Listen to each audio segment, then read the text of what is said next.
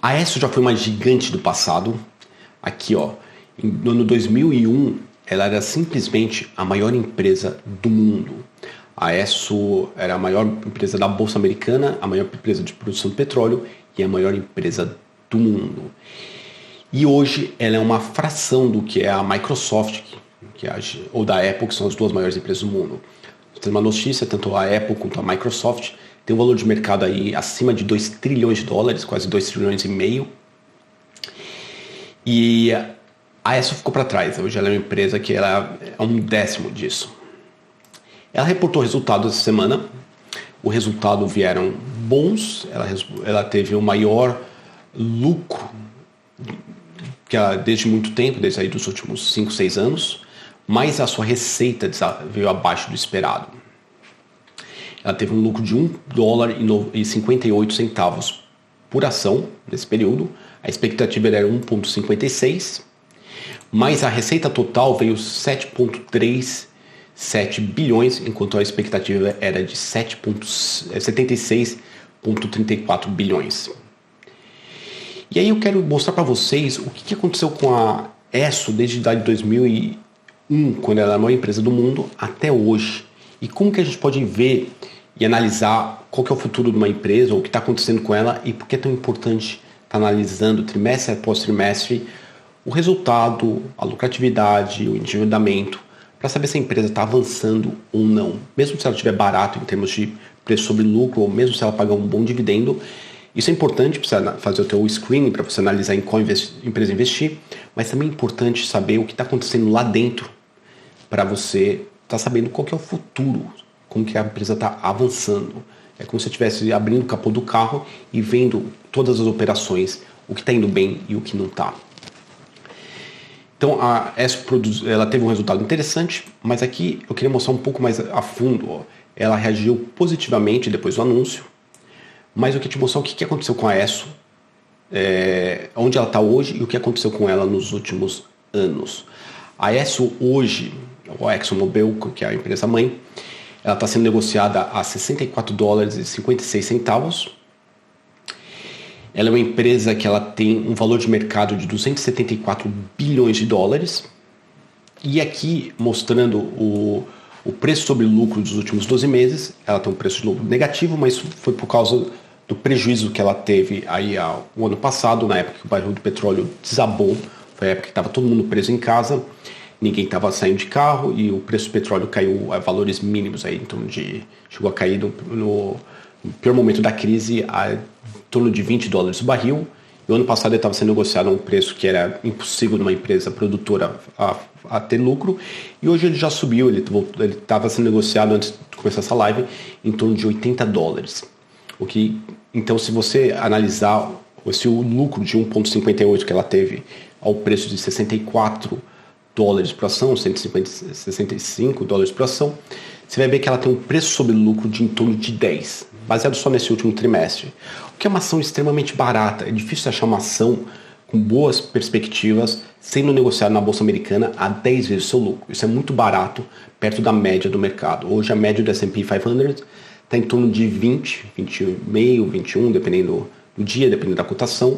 Então você tem uma empresa que está sendo negociada a metade do preço a metade do preço sobre lucro do índice S&P 500, parece uma pechincha.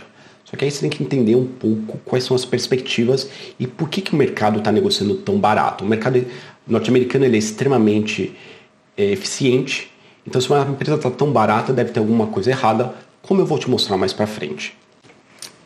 Em termos de dividendo, a empresa ela paga $3,52, está acima de 5%, que também é uma raridade, é um dividend yield bastante alto. E provavelmente a única razão que hoje investidores estão comprando a Esso é pelo seu dividendo, o que é o contrário do que era no passado. No passado era uma empresa que as pessoas compravam porque acreditam que ela ia continuar tendo um crescimento impressionante, e ela efetivamente teve isso lá na década de 70, 80, 90, mas recentemente as coisas mudaram, como eu vou explicar um pouquinho mais para frente. A maioria dos analistas tem uma posição de hold, ou seja, manutenção, a maior parte do mercado. Alguns dizem que é compra, alguns dizem até que é uma ótima compra, mas alguns estão desconfiados e têm recomendação de venda. mas a maioria dos analistas, é uma ação seguida aí por quase todo mundo, tem uma manutenção, tem uma recomendação de manutenção. E aqui eu queria mostrar para vocês o que aconteceu com as ações da ESSO nesses últimos bons 20, 25 anos. Então eu vou te mostrar por que a ESSO foi um ótimo investimento passado, mas o que aconteceu com ela que ela deixou de ser. Aqui, essa linha verde é as ações da ESSO, desde 2001, quando ela era a maior empresa do mundo, até hoje, até o dia de hoje. E em azul, claro, eu estou te mostrando o índice S&P 500. Então, analisando as ações da ESSO, da ExxonMobil, ela teve um crescimento muito importante até 2007 e desde então ela praticamente não saiu do lugar até 2014. E aqui 2014 é muito importante, que eu vou te mostrar a seguir o que aconteceu com esse mercado e por que 2014 foi um divisor de águas. E desde então ela vem decaindo, ela vem perdendo valor, destruindo valor para os acionistas, que investiu em 2014, no pior momento do Covid, ela teria tido uma perda bastante expressiva, aí de quase 75%. Ela foi de $100 em maio de 2014, para chegar a valores ínfimos de $32 nos piores momentos da crise, e desde então ela se recuperou um pouco, porque foi um momento crítico, foi um momento que o barril de petróleo tinha despencado, e depois o barril de petróleo se valorizou. Então, o que aconteceu nessa primeira parte aqui do gráfico foi que do ano 2000 ao ano 2008, 2009, o barril do petróleo disparou. Foi uma época que estava tendo um boom dos commodities, a China estava se industrializando rapidamente, ela estava precisando de uma grande quantidade de matéria-prima, de forma que o preço do barril de petróleo, que é o principal insumo da ESSO, se valorizou muito, o que aumentou muito o lucro, aumentou muito a receita, e as ações, obviamente, reagem positivamente a isso, de forma que a ESSO ela se valorizou muito nesse período, mais do que dobrando, além de pagar um bom dividendo. De lá para cá, até 2014, as coisas mudaram um pouco e o barril de petróleo ficou mais ou menos estável. E em 2014 aconteceu uma revolução chamada fracking. Fracking é uma nova tecnologia de extração de petróleo que fica muito mais fácil extrair petróleo do que as tecnologias convencionais até então. O fracking permitiu que qualquer fazendeiro no Texas, Alabama, Arizona pudesse aí com um pequeno valor aí, proporcional à indústria do petróleo, aí, que inicialmente era em torno de 50 mil um poço do fracking em 2014, esse valor vem caindo hoje, talvez com $15 mil você consegue produzir petróleo se você morar no Texas, Arizona ou no Alabama, de forma que ficou muito mais fácil produzir petróleo, e o que aumentou muito a oferta com a mesma demanda. O que acontece? O preço cai, de forma que o barril de petróleo caiu aí em torno de $80 em 2014 para mínimas aí de 25 em 2015, e foi aí que as ações começaram a sofrer. Ele teve uma recuperação em 2016 e 2017, mas desde então a ExxonMobil vem perdendo competitividade, como eu vou mostrar a seguir. Então aqui nesse gráfico eu estou te mostrando o lucro por ação da ExxonMobil. Você pode ver que 2016 até 2008, 2006 até 2008 o lucro vinha subindo muito, aí a gente teve a grande crise financeira, o lucro caiu um pouco, mas logo se recuperou. E aqui, a partir de 2014, as coisas começaram a mudar, e desde então o lucro da Exxon vem decrescendo, até chegar mínimas em 2017, subiu um pouquinho, e depois despencou. Então, tudo bem que aqui a gente teve um trimestre que não vai se repetir de novo, foi quando tudo se fechou no mundo, desde lá se recuperou, mas você vê que nos últimos 15 anos, a empresa está só andando de lado, o lucro dela está ficando cada vez menor, ou pelo menos estagnado. Então foi justamente o fracking que fez essa mudança de paradigma, de forma que toda vez que o petróleo sobe um pouco, mais fazendeiros vão lá, fazem um posto de fracking, começam a vender petróleo e ter seu lucro, o que diminui a possibilidade do petróleo subir muito. E tem mais uma segunda questão, mais recente, é que o como eu falei antes na live, é que o custo da energia solar vem caindo muito, de forma que ela está se tornando uma energia muito mais barata do que ela no passado e possivelmente vai ser uma das principais matrizes energéticas do planeta em 2035, 2040, 2050, de forma que o petróleo está sendo cada vez menos utilizado como fonte de energia. Então a gente tem de um lado o fracking, que está muito mais barato para produzir petróleo, e do outro lado outras fontes que estão começando a competir cada vez mais ativamente contra o petróleo, de forma que as margens da ExxonMobil estão indo para estão decaindo aí continuamente. Então nesse primeiro gráfico temos a receita. Você viu que desde 2012 a receita da Esso vem caindo, o lucro menos receita, menos lucro, é natural, ou seja, ela vem lucrando uma fração do que ela lucrava no passado. E claro, a sua margem operacional, que era muito sadia no passado, ela tinha margem de lucro aí de 17%, 18%, 20%.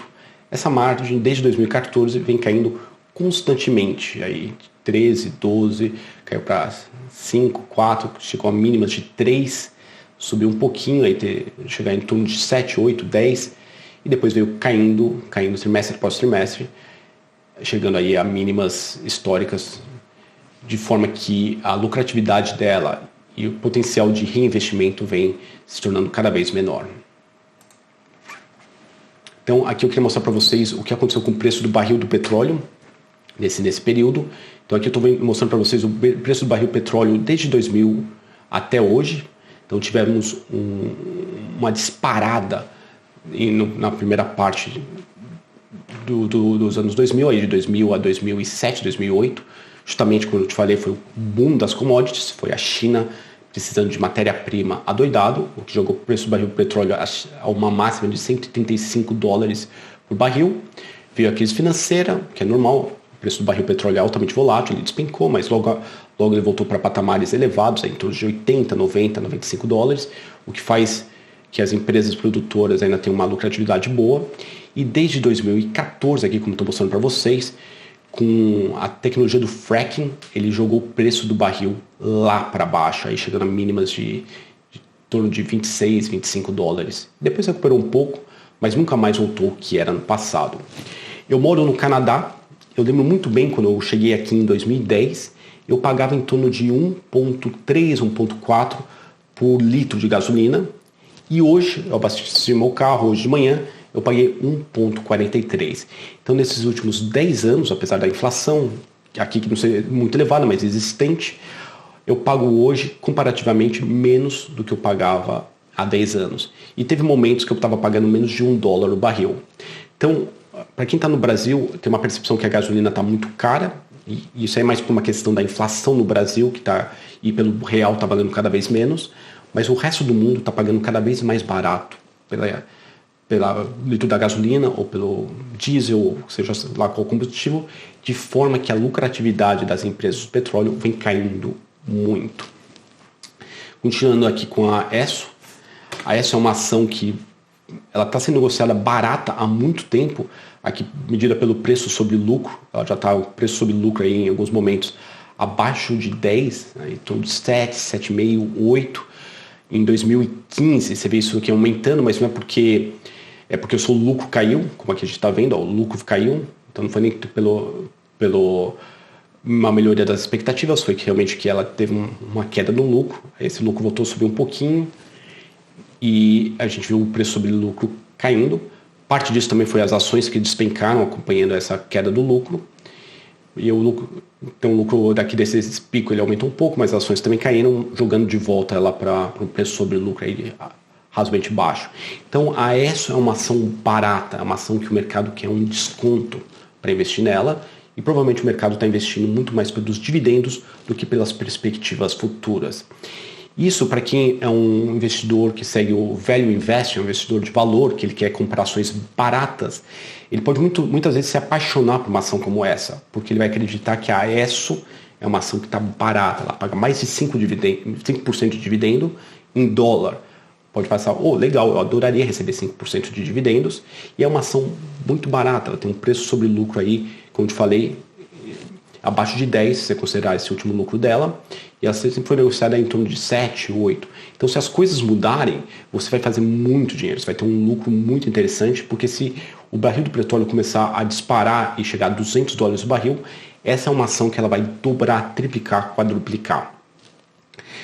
Por outro lado, então para o value investor, ele vai acreditar que isso pode ser uma oportunidade de valor, ele vai ficar muito interessado porque os números dela justamente são baratos. Por outro lado, tem que tomar cuidado porque isso pode ser uma armadilha, ela pode ser uma empresa, como eu estou mostrando aqui para vocês, que os seus números estão decaindo ano após ano. É um setor que possivelmente está morrendo. Então, por mais barata que ela esteja, se as ações valerem zero, você vai perder todo o seu dinheiro. Não acredito que essa vai desaparecer amanhã, mas de qualquer forma, os seus números são bastante preocupantes, que ela está sendo cada vez menos lucrativa. Então, a Bolsa Brasileira é cheia de empresas que tem esse cenário, que empresas que apesar de estarem muito baratas, elas começaram a decair, tem um lucro e uma receita cada vez menor. Um caso emblemático é a Cielo, que por algum momento ela teve um crescimento muito interessante, era uma ação razoavelmente cara em termos de preço sobre lucro, e as coisas mudaram, a competitividade do setor aumentou muito e a Cielo começou a perder a sua lucratividade, de forma que, apesar de estar barata em termos sobre lucro, não adianta nada se o lucro estiver caindo. E a Esso, no meu modo de ver nesse momento, é uma empresa que está realmente perdendo a sua lucratividade, perdendo o seu espaço. Tanto é que ela já foi uma gigante no passado, ela é simplesmente a maior empresa do mundo em 2001, e hoje ela é uma fração comparada com as maiores, como a Microsoft ou como a Apple. Então, ela é uma empresa barata, mas não é uma empresa de alta qualidade. Alguns outros números aqui, o número de empregados, tudo bem que isso é uma métrica um pouco mais, não quer dizer tanta coisa assim, se a empresa ela podia ter menos empregado porque ela está aumentando a sua eficiência, mas no caso da ExxonMobil, ela vem perdendo aí, ela tem cada vez menos funcionários e possivelmente não é por uma questão de aumento da produtividade ou automação, e sim por um motivo de ela estar diminuindo os seus negócios, ela está realmente perdendo competitividade. Mas uma métrica que aponta para a mesma direção é o seu Return on Investment, ou seja, qual que é o retorno dos seus investimentos. E aqui, como a gente pode ver, ela já teve aí um retorno altamente lucrativo, ela tinha um ROI de em torno de 33% na época do boom dos commodities. Isso aí veio sucessivamente caindo para hoje está abaixo de... Bom, hoje está negativo baseado nesse último trimestre, mas mesmo antes da pandemia, ela estava tendo um retorno aí muito baixo, de em torno de 5%, 6% sobre os seus investimentos, o que mostra que ela deixou de ser uma empresa interessante, deixou de ser uma empresa lucrativa, de forma que realmente é um setor que vem perdendo o seu apelo. E finalmente, o último dado que eu queria mostrar para vocês é o endividamento da empresa. Você vê que nesse período aí desde 2005, ela aumentou bastante o seu endividamento. Aqui ela tinha um endividamento de extremamente baixo, de 0,06, que era muito baixo para padrões de outras indústrias, e ela veio crescendo seu endividamento aí desde 2014, aumentando aí para 0,17, depois teve uma queda até antes da pandemia, e agora aumentou para 0,27.